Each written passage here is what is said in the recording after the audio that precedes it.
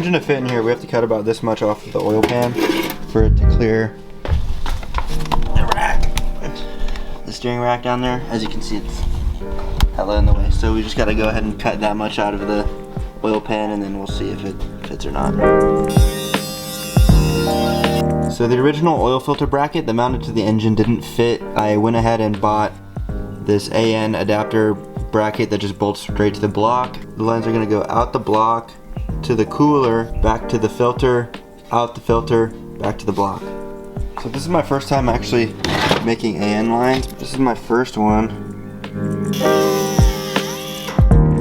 Before I go ahead and prime the oil system, I'm gonna actually come in here and get all this rubber out of these lines. Got some of the lines put together for the oil system. This cooler is gonna mount to the core support right about there, and I still have to order a little bit more AN line for the line that goes from here back to the filter.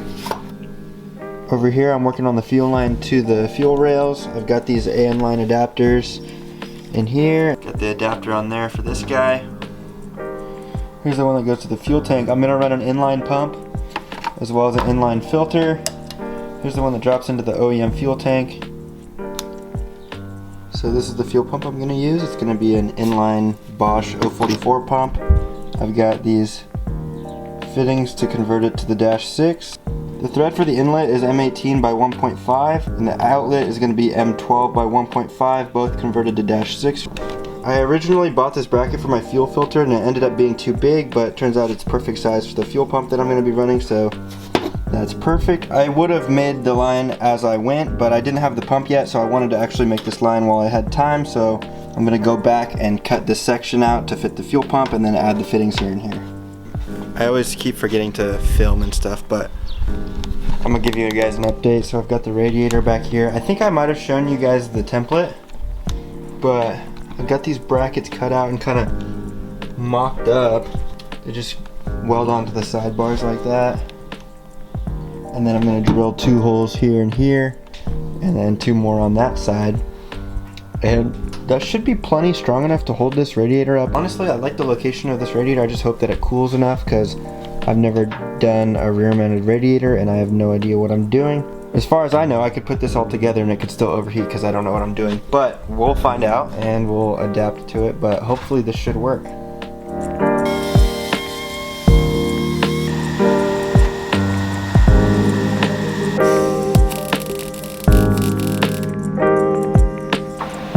Brackets are tacked in, just gotta unbolt the 2 bars and then do some finish welding around here, and then we'll see what happens.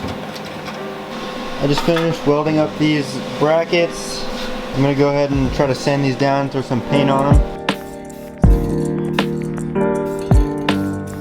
The brackets are all painted and bolted back in. I'm gonna go ahead and mock up the radiator.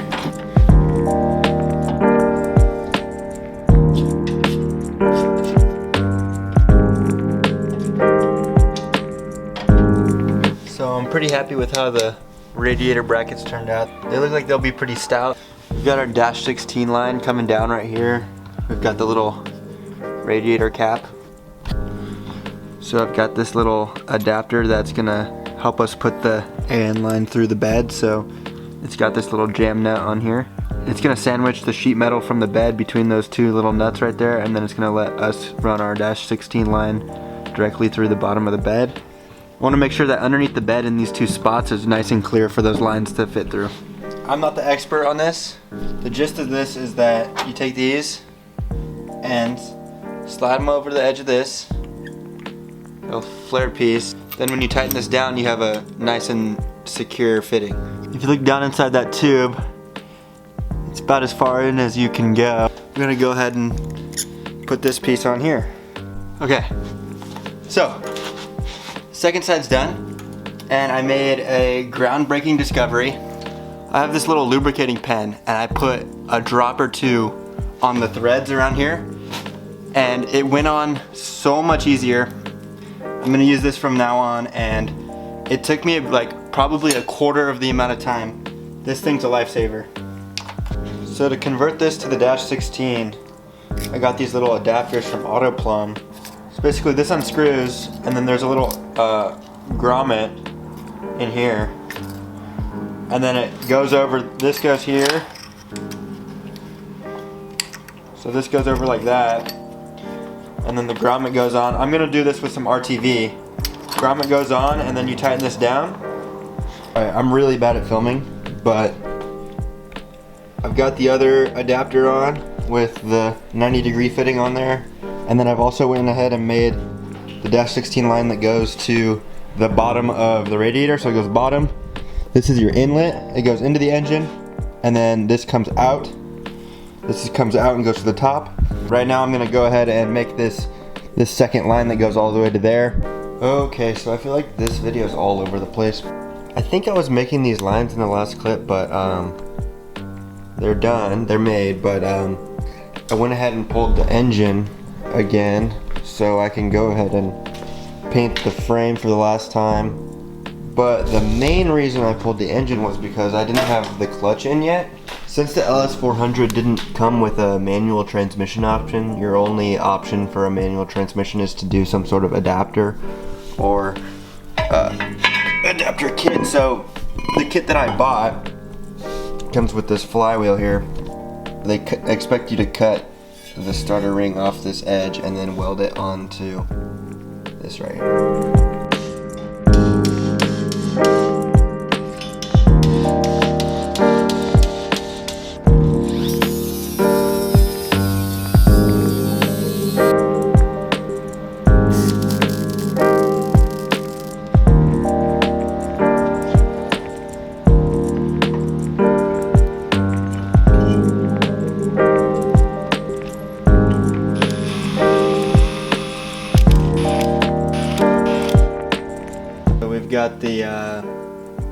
We've got the flywheel with the starter ring welded on, and we've got the clutch as well as our pressure plate on there.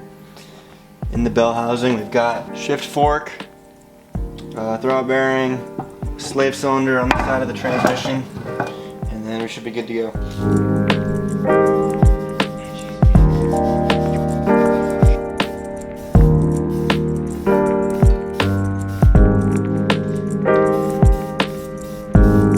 So I put a quick layer of paint on the frame and I got it off the jack stands, and I'm going to go ahead and push it out into the driveway so I can try to scrub off some of this dirt from the firewall.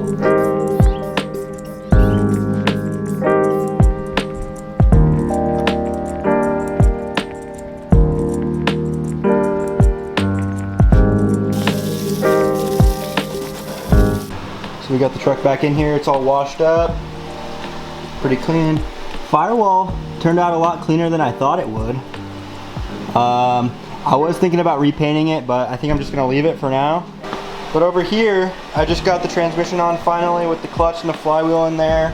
Yeah, so I just weighed it actually, and it came out to, engine and trans came out to 570. Eventually I'm gonna weigh the stock 22R, which is over there, and then compare the two, but for now I'm gonna go ahead and try to jack this thing up, put it on some jack stands again, and then put this thing in for the final time.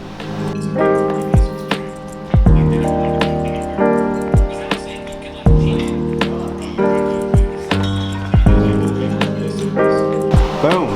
Okay, so the engine is in the truck again. Took the manifolds off, the intake off to run the starter harness, and turns out two of these clips are broken. So I'm gonna try to order those, so I can't button this up today, but I've got the harness kind of roughly in place because I want to see where I want to run this through the firewall. This big bulk of wires can actually, this is all for the original engine, so technically almost all of this except for these for the headlights, almost all of this can be deleted. So I'm thinking this hole might not be too busy, so I can allow to run this harness through that hole. That's the end of volume 2, right behind me. The truck's done. So right about now is where it kind of got a little weird with filming videos. I was trying to make a deadline for a specific drift event, and that meant that I had to buckle down and like get it done. So I kind of put the videos on the back burner, so I didn't really take many videos. I have some pictures here and there, but basically the engine swap's done, and I've been driving it around for about 6 months now. But so volume 3 I'll basically go over the whole completed truck and then highlight the things that I didn't film. So volume 3 is going to be a wrap up of the build, and we're going to go through all the little things here and there that I didn't get from volume 2 to volume 3.